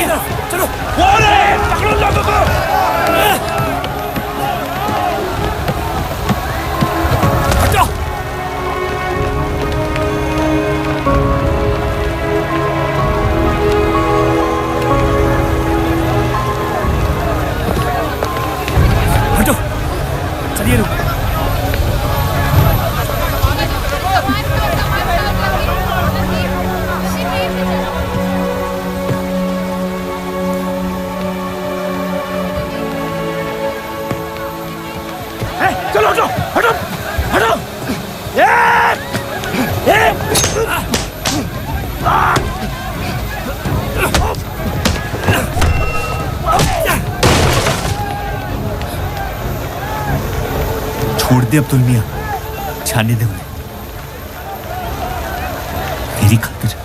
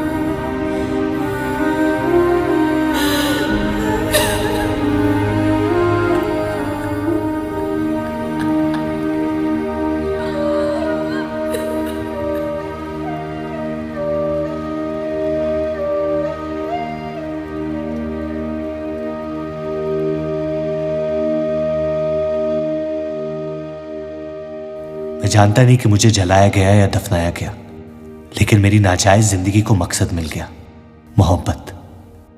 और वो मोहब्बत हमेशा जिंदा रहेगी।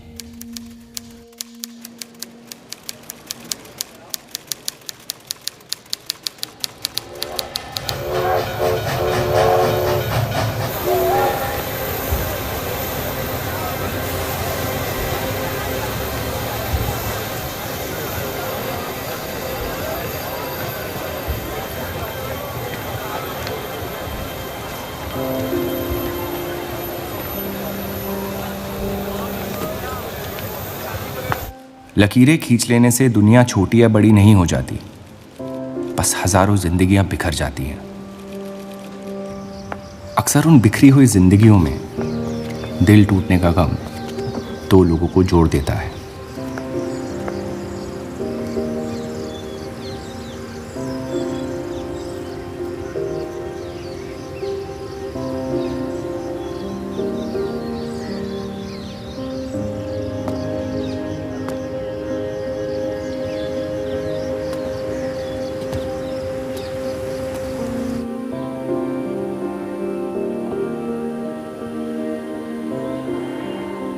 डेली टाइम्स अखबार के देव और रूप का किस्सा भी बंटवारे की उन हजारों कहानियों में से है जो इतिहास की चीखों में कहीं खो जाएंगी।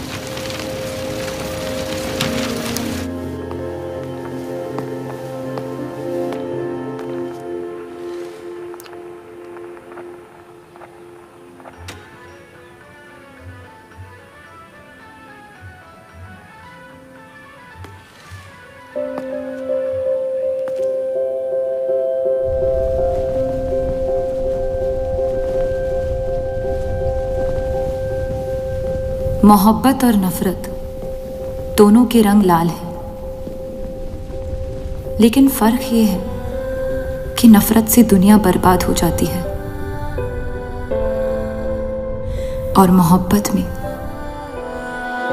खुद बर्बाद होना पड़ता है।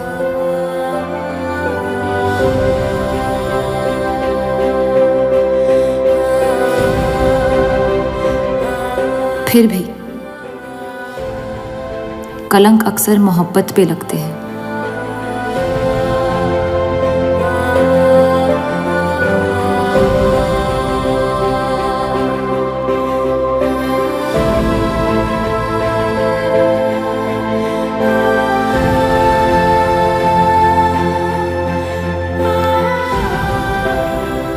हमारी ये कलंक से रंगी मोहब्बत कभी मिटेगी नहीं, हमारे अंदर हमेशा मौजूद रहेगी।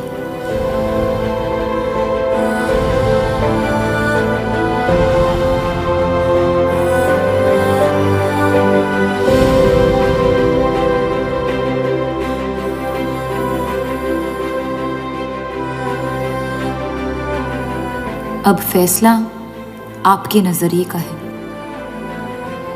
आपने इस कहानी में क्या देखा? कलंक या मोहब्बत?